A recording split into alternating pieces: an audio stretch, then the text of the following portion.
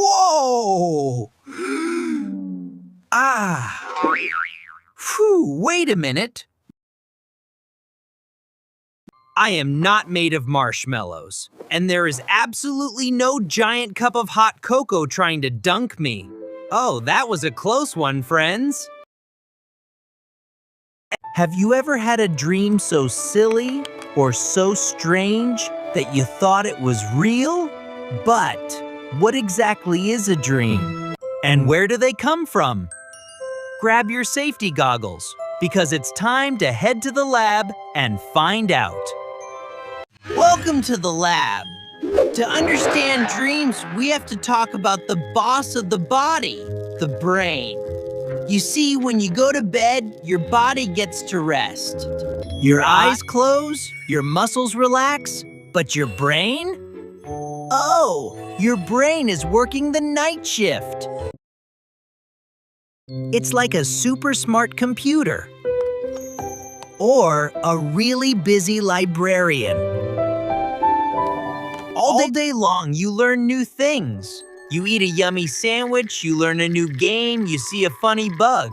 Your brain takes all of those memories and puts them into little folders. While you sleep, your brain is busy deciding what memories to keep forever and what to throw away. But sometimes, while it's filing things away in the dark, the files get a little mixed up. That's how a file about your favorite snack gets mixed up with a file about swimming. And now you can't tell which one to pick. And suddenly, your brain makes a movie where you are swimming in hot cocoa. Ta-da! That mixed up movie is a dream.